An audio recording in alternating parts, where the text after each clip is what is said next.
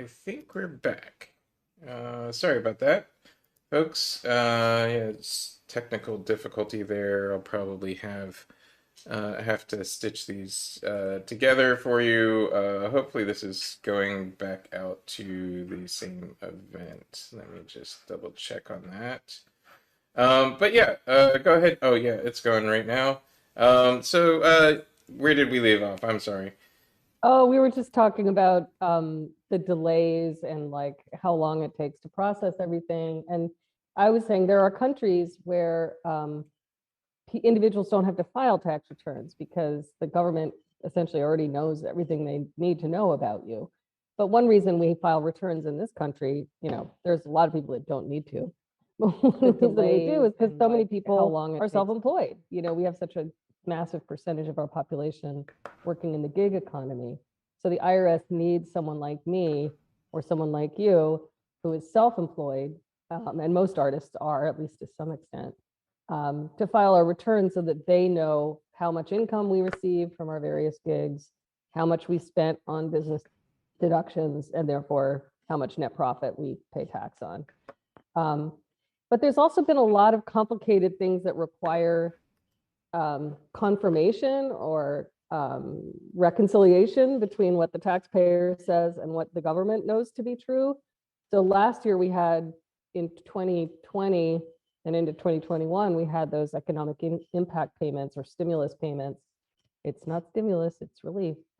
But those required reconciliation. So for the 2020 return, there were questions about the first two.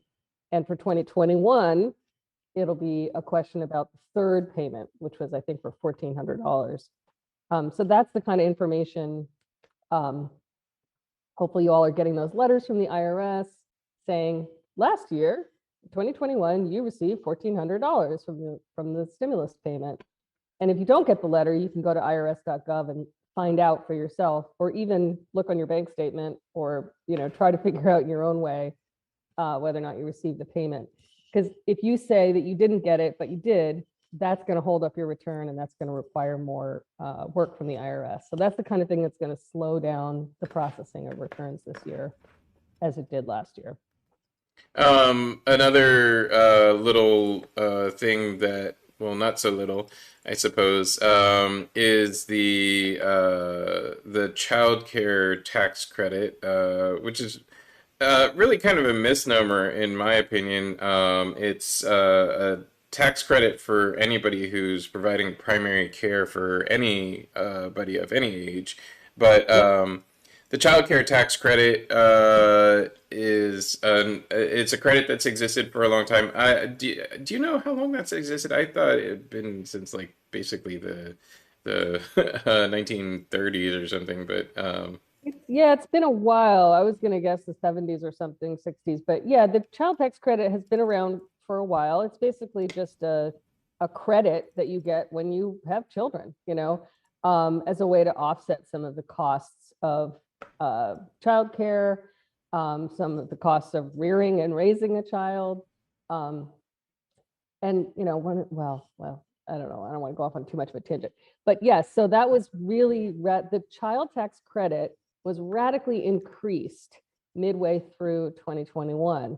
And what they did was start sending out payments to people who they knew had dependent children, in July, I think it was.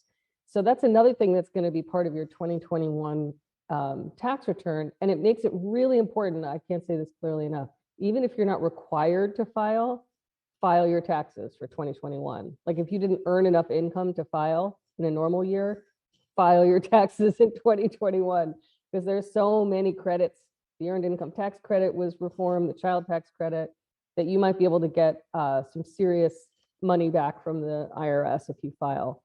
But that's one of the things that there's a letter supposedly going out to every household saying, here's how much you received in 2021 as an advance on the child tax credit, and you'll reconcile that in your 2021 tax return and likely get an additional amount of child tax credit on top of what you already received. right, because people will only have received, if they were eligible basically in 2020, will only have received half of what they half, were eligible for.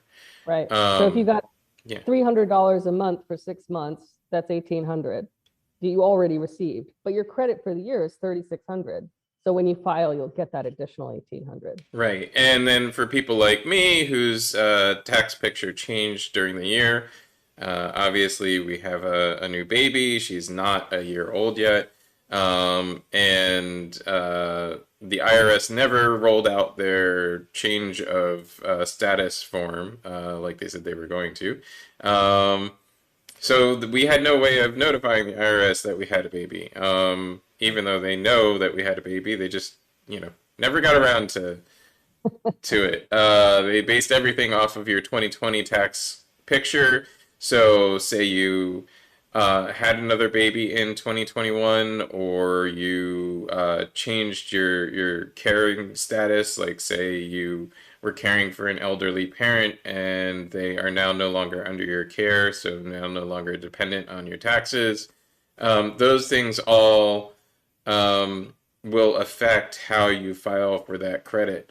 And so there are some folks that have been up in arms that you have to pay this back. And I want to just clarify for people what what the circumstances are in which you could possibly need to pay back the CTC advance, and what that really means, because people just drop into social media posts about this, and they're like, oh, you're gonna have to pay it back, you're not gonna get any money back in your tax return this year, people are gonna be so mad when they get the tax return. Yeah, the likelihood of that, it's pretty unlikely that you'll have to pay it back, but it's very similar to Obamacare, which is maybe a reference that people will understand. It's an advance, it's basically paying you, or in the case of Obamacare, subsidizing based on your assumption, or either yours or the IRS's assumption. So if you had a child in 2020 and they assumed you had a child, you were caring for a child in 2021, you got this credit. But if for some reason you weren't, like say you split up with your spouse and your spouse has sole custody, then you would have to pay back the credit that you received incorrectly because you're no longer caring for that child. So that's an example of someone who might have to pay back the advance tax credit for that they received in 2021. But that's going to be pretty unusual. I think most people who receive the credit do have children and have custody of those children and are eligible for that credit. And so they'll get it and then some when they file for 2021. Yeah, I've seen some pretty radical examples on social media of people being like, "Oh, we didn't know, like we didn't know what would happen, so we opted out." So there was an opt-out form, Yep. which it's weird because if you look it up right now, it says there is no opt-out option because the opt-out option expired because they Hired. already sent everything. Um, Yeah. but so there was an opt-out form. So like one of the examples I got is, and it's so weird because things turn political that don't need to be politicized. Right. So. Uh, 6abc.com, 6abc's Facebook, and any of their social media. 6ABC is a local affiliate of ABC News here in Philadelphia.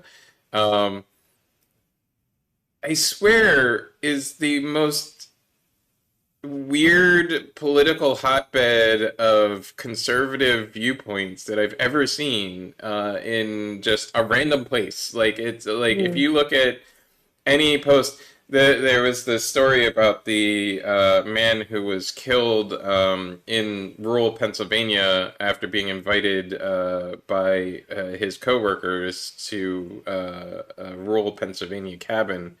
Um, and his family is saying it was a modern day lynching, and all the comments are all these apologists, white people apologists, saying, "Oh no, we should wait until the facts are in." I'm like, like let the family be upset and say it's a lynching. I don't care what they say it is right now. They're not, they're not the government, and they're not, Right. anyway. Um, but yeah, so this one. That's what it sounds like. I'm sorry, you muted Like me. modern day lynching, but I'll leave it right there. You know I'm gonna jump in on that one. You knew I was coming in on that one, James. So yeah. Okay. We'll go to that one next. I'll bring you on screen, Dr. Hall. But we'll go to that one next.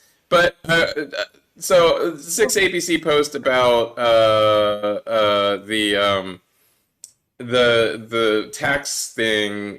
One family who has like 5 children. Good Lord, why do you have 5 children? But anyway, in the modern era. Uh, sorry, old non-breeding person habits. Um, but this family has 5 children, so that's $3,600 per child, which is $1,800 per child in advance, and they were worried that they'd have to pay it back, so they opted out. I mean, to me, that's just shooting yourself in the foot, but It's basically, yeah, if you have enough money that you can opt out of thousands of dollars a month from the government, and assuming you'll get it later, that's fine. But for a lot of folks, I mean, here's an important stat about the child tax credit, which people, Democrats, progressives in Congress have been arguing for this increase for decades. It lifted 40% of children out of poverty. This one decision made last year lifted 40% of children out of poverty, is what they say.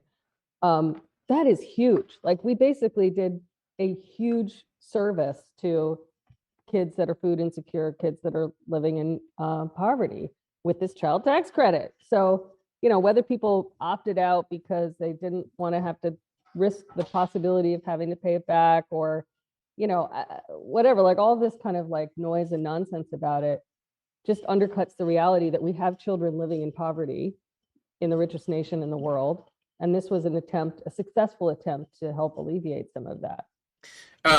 yeah, I mean, I would like to bring attention to the fact that, like there is the poverty does exist in the United States.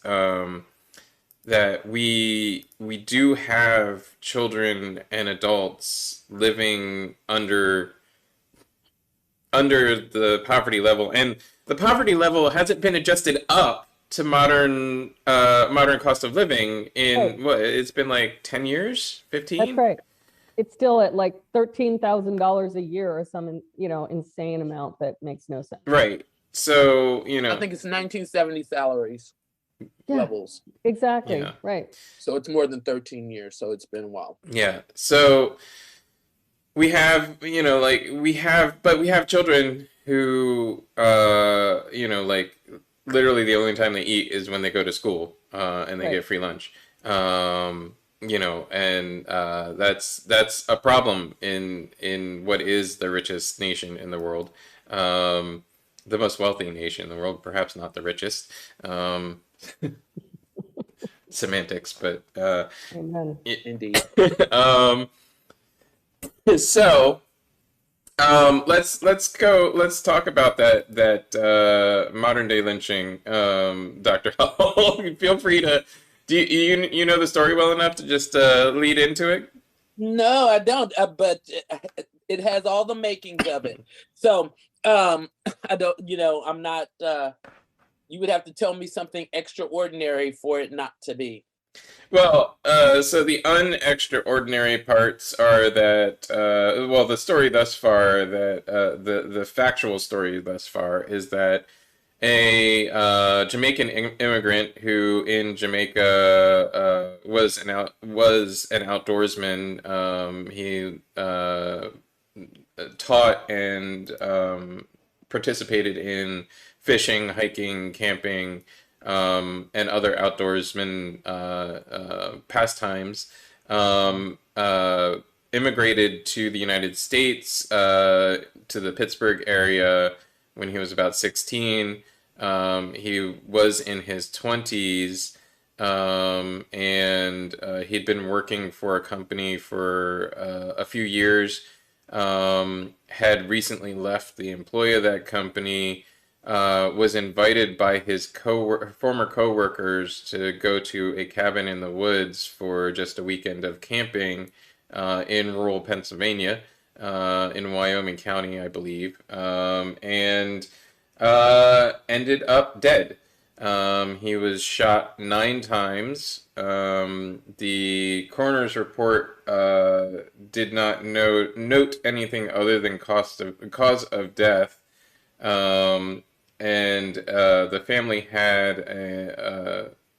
another coroner review the coroner's notes, and said that several of the shots were from the photos looked as if they were from behind him. Uh, so, exiting through the front. And there was a person who, when the police arrived, admitted to having shot the gentleman who died, and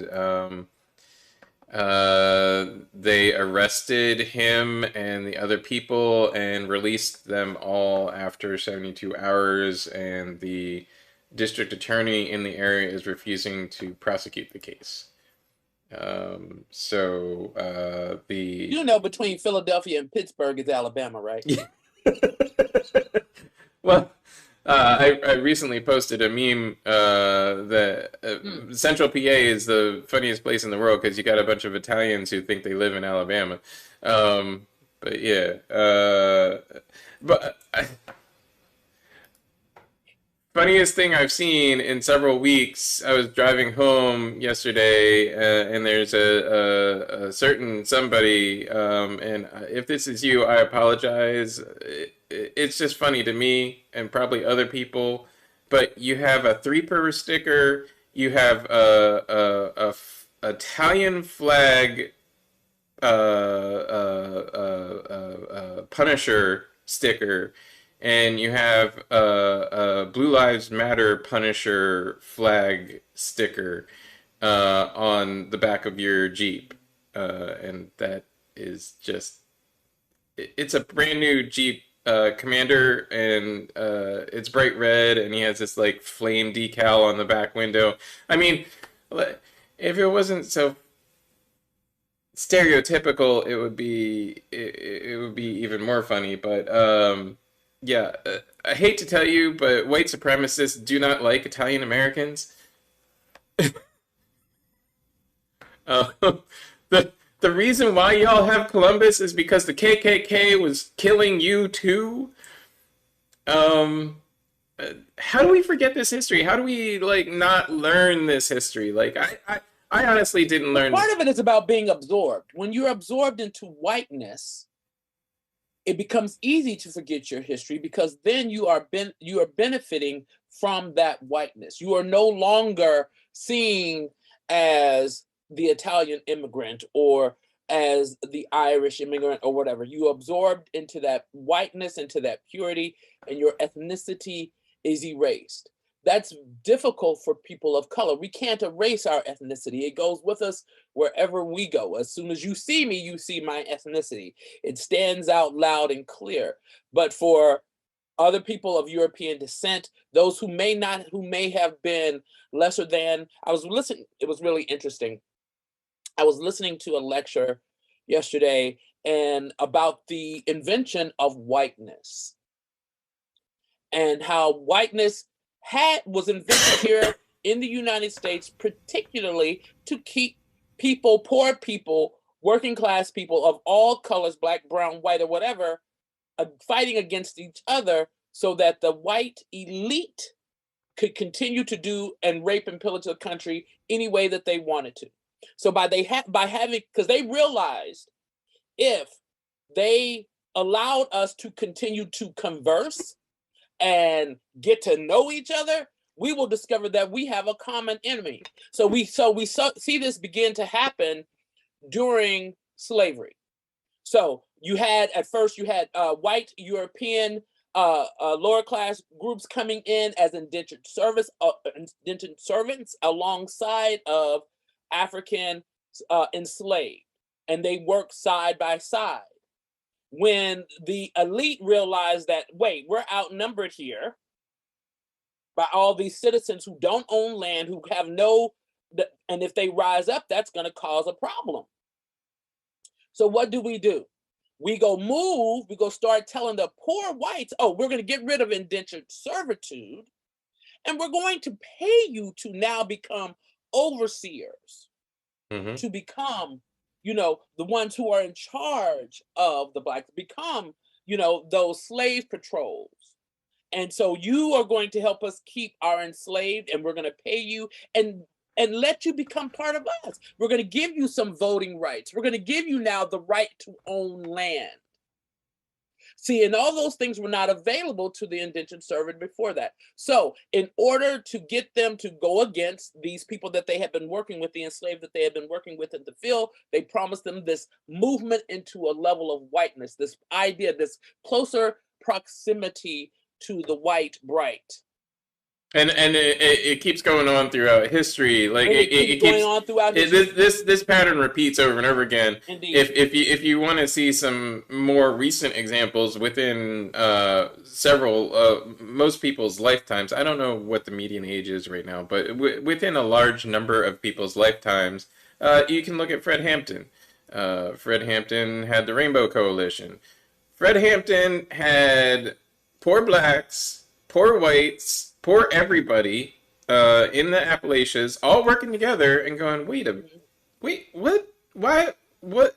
We're all subject to all this stuff just like you all are.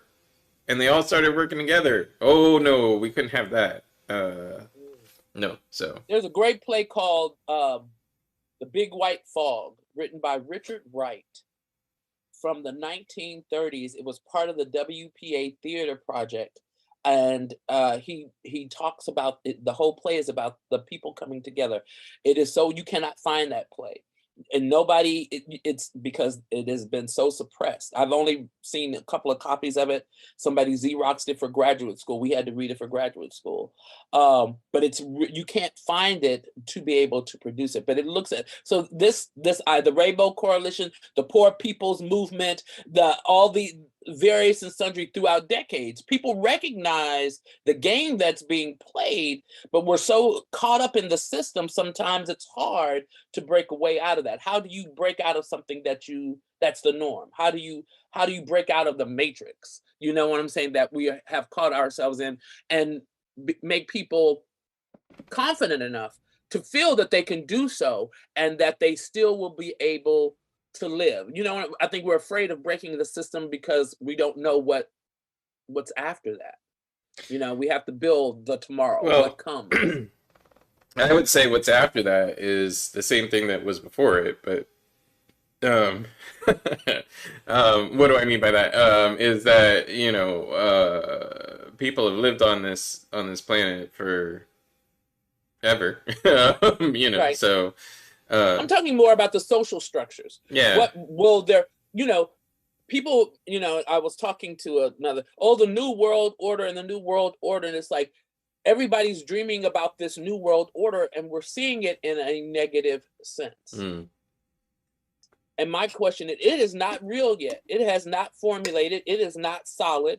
We may be seeing tenements that are leading to that, but it has not come to fruition. So that means we still have a chance to change that. If we don't want it to be negative, what can we do that is positive to put in its place so that people buy more into an idea that is positive for the future? Well, I mean, this is that is full of anarchy. This is, I mean, what you're discussing is the reason behind, and for my audience, I repeatedly say I try not to be conspiracy theorist about things, because when you start to think from a more distant perspective, it's easy to see patterns in conspiracy, right, and try and blame things on conspiracy.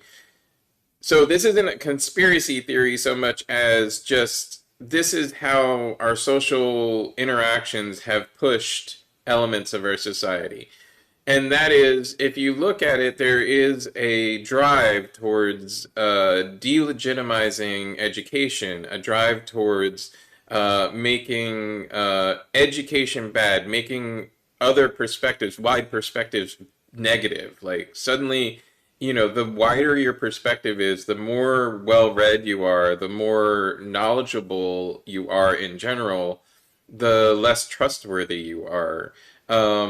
And there is a drive towards that, and I watch a lot of media. I watch a lot of old media. I love watching TV shows from the 80s and 90s. And I have a Netflix subscription, so Knight Rider just came on. Uh, you know, but I look at this, in the 60s and 70s there was a revolution in media.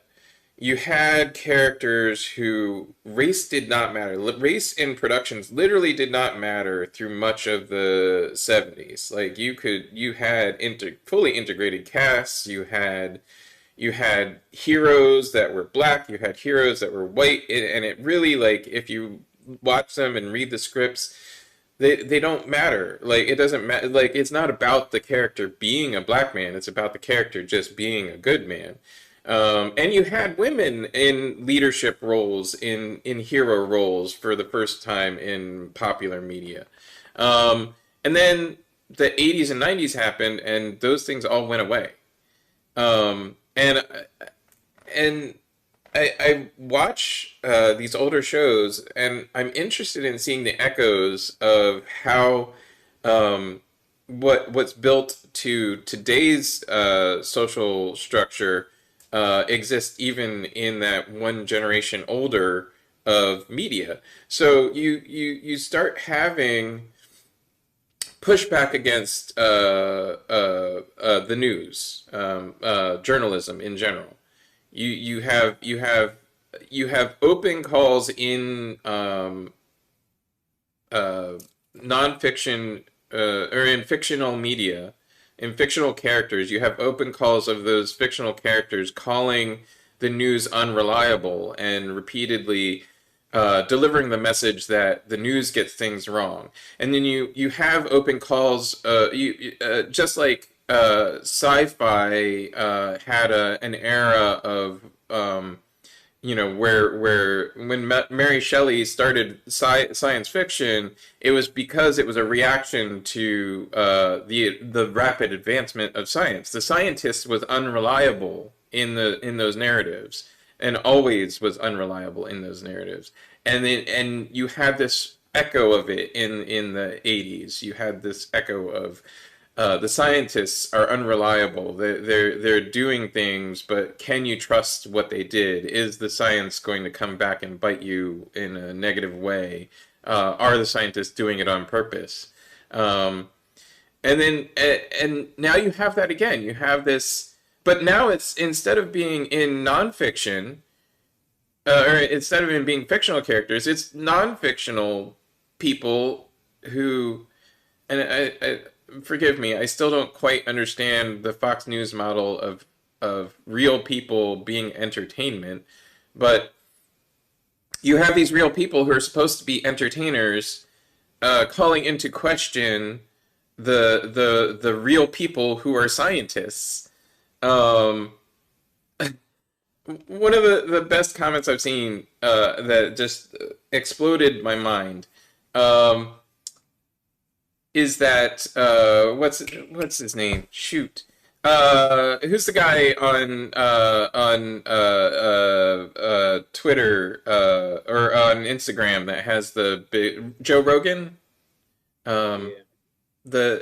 so they're calling Joe Rogan a stand-up comedian or a comedian. Right. He's not a comedian. He He's never not. was a comedian. He's a commentator. He's like me. He's just a guy that talks about things. You know, But they have to frame it in some way so they don't get sued. So by making him a comic, an entertainer, a fool who will say anything, Right. That they are shields him protecting from themselves. consequence. Yeah. Hmm. Yep. Yeah, I think I'm so interested in this conversation about media and representation in Hollywood and on television, because I grew up in the 1970s watching, you know, the Jeffersons and the Cosby Show, and I don't want to get off on a Cosby tangent, but you know, shows where there was a lot of representation of Black families, Bionic Woman, Wonder Woman, you know, women heroes. A-Team. I mean, Yeah, like, it was, and that really informed my thinking. So you But have to. I'm yeah, sorry, Amy. I was no, going to no, I say, was just, you know, both of we're in the same age bracket. So I'll say this, you know, during that time period, it was because of integration. You have to realize, for right. those of us who were born at the end of the boomers, I'm at the very end of the boomer line. So I'm in that mixture of boomer and as a Gen X. I'm not, I don't classify myself as any of them, but anyway. So we start to see, before that, we didn't have that. So Right. when you look at the 70s, it was a conscious effort Right. on people like producers like Norman Lear, Yep. who was phenomenal at making sure that he had the representation for his shows. Yep. And the social commentary. I mean, one of my favorite shows to this day is still All in the Family. Yep. Because it really looks at that confrontation, that integration, where we really begin to see Black and white people, and not just, and I shouldn't just talk about it in those terms, but we see communities that normally did not associate with each other begin to associate Right. with each Right. other. And how And do you find yeah. that language to be And able to before do Norman so? Lear, there was even, you know, like some of this recent stuff about Betty White, Yeah. you know, or revealing the fact that she had a Black dancer and performer on her show. And I think they basically canceled the show because they got so many complaints about her having this Black performer, and she refused to not have him on her show. She was like, if you don't like me having him on the show, you can cancel the show. And they did. And that was true for, you know, a lot of those white-led variety shows, like the Smothers Brothers, I think, had the first interracial kiss on their show, and Star Trek, you know, had an interracial relationship. Like these were, you know, well before Norman Lear was doing his. Star Trek was the first interracial kiss, Interracial kiss, but yeah. yeah. And Oh, I know what it was. It was anyway, it was like a white singer and a Black singer singing. Ooh, my cat singing together. Singing together, yeah. Singing oh together. dear God, don't let them sing together. And you know, and I mean, you had Singing a romantic Mr. duet. Rogers with him That's right. putting his feet in the tub with the Black With his postman. Black That was the postman, yeah. first time, because you know, Black people and white people didn't swim in the same swimming pool. Yeah, and that So was Mr. Rogers. all of who those shows were representing that. really trying to buy in and play into this notion of integration and Yep. to bring be neighborly, for lack of a better word, Yeah. to each other and bring society together. And I am the All of that- I am the nightmare result of that. By the way, for the white supremacists out there that were alive during that generation, if you're still alive, haha, I fucking exist, bitches. And the thing is, what we're seeing now is backlash to that. Yeah, Right. We're seeing everything we're seeing is backlash to integration. yeah. But I exist. I'm Japanese, German, and Black. My Black and Japanese family married a German woman, and we didn't care. And I exist, so. And I think white people like me that grew up in more progressive environments, like Ann Arbor, Michigan, which is where I grew up. I mean, my parents taught me about Fred Hampton. I didn't learn about Fred Hampton in school, but I learned about him from my parents because they were at the Chicago Democratic Convention in '68 and were anti-war activists. But I learned as a white person about my whiteness, and that's an important feature of this change, you know, the sea change that happened in the '70s too, is there were white people, there were white families that understood what was happening societally, and this change towards more integration, as you're saying, and more inclusion is a buzzword that, you know, we could talk about, but whatever. Expanding the reach, expanding representation, expanding who is participating in culture, and seeing that as like a really important, powerful new development. But it requires as we were talking about earlier, this idea of white supremacy being replicated by white people aligning themselves with elite whites rather than working class or middle class folks of color, it requires us as white people with upward mobility or being able to move, access upward mobility. It requires us to have a class consciousness and to consider the possibility of ourselves being race traders or class traders, which is, yeah, I mean, that's a piece of this too that, yeah, With that, I want to ask a question. So, yeah. looking at Florida, one of them, and the law that they just passed about not making white people uncomfortable Yeah. in discussing race in school or in a private business. Mm-hmm. You know, yeah. It's, I mean, these critical race theory arguments about like the right-wing extremists that have taken over, yeah, a lot of school boards. So speaking of snowflakey white supremacists, Carhartt is in the news because the Carhartt company, which produces clothing like this, outdoors wear. I wear North Face most of the time. It's just because I hike a lot. Carhartt is another outdoors wear, workwear company. Even though the political right wing was able to block the vaccine mandate federal vaccine mandate in larger workplaces, the company Carhartt made an internal decision to require their employees to be vaccinated. So you have a bunch of social media folks burning their Carhartt gear on social media as a form of protest to the Carhartt company. I hate to tell you guys, but you're not the entirety of the Carhartt market. I'm gonna do a photo shoot next month, and I'm gonna show people what the Carhartt market is. But liberals wear Carhartt too. It's like liberals own just guns. burning you burning your own shit. They already got your money. That's right. My husband has a Carhartt sweatshirt that he wears when he goes out to the wood pile to bring wood in for our wood stove. So, yeah, we've been wearing Carhartt in this family. A Michigan company, I will point out. A Michigan pro-union company as well. Yeah, so yeah. all the right-wing unionists who think that the right wing stands for unionism, nope. So do progressives. Progressives are members of unions too, and we our policies tend to actually support unions more than conservative policies do. But yeah. Not trying to break them down. Yeah. So I want to. I know we only have like 6 minutes left. I wanted to talk about Puerto Rico a little bit. And so I find an interesting parallel and weirdly different but similar arguments with the idea of Puerto Rican statism versus Puerto Rican independence.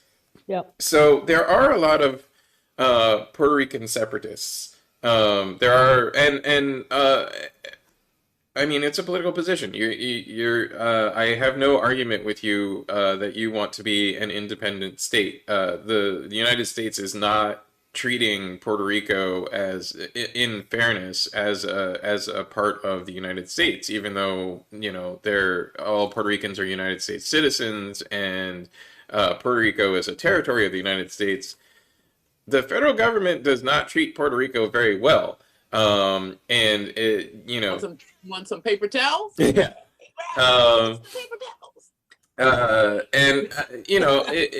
If your thought is that Puerto Rico being a separate country at this point would be a better result, I understand. There are also people that argue that, well, Puerto Rico should become a state then, because if it was a state, a lot of these problems would also go away.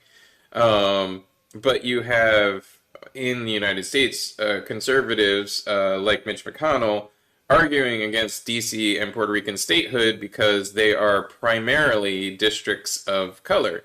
And his concern is that there would be no Republican candidates from either of those new states, and they would not win any elections. It also would be 4 new senators, which Right. is terrifying to him. It would basically ensure Democratic control of the Senate. Right. So the argument that I'm focused in on though really so I'm later next Saturday I'll be live streaming. I'm providing the live streaming services for the Black and Latinx community control of health symposium. They have it once a year. Feel free to look it up on Facebook. It's all over the internet. Black and Latinx community control of health. Sorry if I didn't say that right twice. It's a mouthful. And anyway, they're having their annual symposium next Saturday. And some of the discussions as we get towards this symposium have been interesting in the organizing discussions. Just because independence versus statehood plays out even on a local level, because you have people in the Latinx community that want to be recognized as Puerto Rican, and not lumped in with all of the Caribbean, and not lumped in with all of south of the United States borders, and because they speak Spanish. right. So, but and I understand, I understand what not, wanting to have a unique identity, wanting to be recognized as that unique identity. But it has these elements of colonialism and classism mixed in that I wonder what, again, avoiding the conspiracy theory, there isn't obviously like one big group drive for one thing or the other. How are these things going to play out? How do you see in the future Puerto Rico dealing with the ideas of independence versus statehood? Where would you go with this argument? Where would you be? Like I personally, I would probably be for independence, just because, like the United States hasn't done anything for me, but, but, where do you, it's interesting to me because, like these elements of classism, this access to whiteness, doesn't exactly follow class lines in Puerto Rico. You have both wealthy and non-wealthy Puerto Ricans demanding independence. You have both wealthy and non-wealthy Puerto Ricans demanding statehood. And you have good arguments for either outcome, regardless of class, in that discussion. So, how does this factor in? How do we, I'm not sure within the isolated context of Puerto Rico itself if it might be class. As you just said, you have people from all classes going on all sides. But looking at the group that you're talking about, the health expo that you're trying to do, and them being grouped in with the entire Latinx community, the world, I can see while some of them want to say, but we are also, we're not part of the Latinx world other than we speak Spanish. We are, in that sense, we are we are supposedly American citizens. And so we often get lumped in to be looked at as a separate country anyway. Right. By not just other Spanish speaking countries, but also by the United States. So if I was in that position, I would probably be looking for independence as well, you know. Yeah. But I would also, as a historian, you know, I would also there's that backlash that comes from when you separate from the master, from the dominant. Colonial. I mean, Haiti is still paying. Yep. Haiti's been paying for over 100 years. Yep. Yep. You know, Yeah. for their need for independence. Just for my audience, I like to explain things in a historical like that are history context, and provide at least what I know to be the facts, so that people don't get confused with like what they think the facts are. Haiti, only Black Caribbean nation. And first Black Caribbean nation, in the world, first Black nation in the world. Yes, you're right. And if you ever wonder why a lot, to that point, if you ever wonder why a lot of African flags have green, yellow, and black in them, it's because many African nation flags are based on the Haitian flag. And Haiti became a Black nation by literally eliminating the white slave class from their nation, and have been paying for that ever since. They have literally not been allowed to play on the same playing field as every other nation in the world. Which is what the Jones Act is doing to Puerto Rico. Yes. You know, basically making it much more expensive for them to import goods. You know, food, medicine, everything is twice as expensive there as it would be in Florida. The Jones Act, the reason I brought it up again this week, I had covered it last week or the week before, I forget. But I read up on it more because I couldn't remember all the salient details. The Jones Act requires that all goods arriving or departing from Puerto Rico arrive or depart on a U.S. flagged vessel. That means that they cannot directly import anything from anywhere else in the world, and they can't act as an import hub the way that many other Caribbean nations do act as an import hub for South American and Central American nations, because it's very easy to get vessels to an island in the Caribbean and then transfer the goods from one ship to another.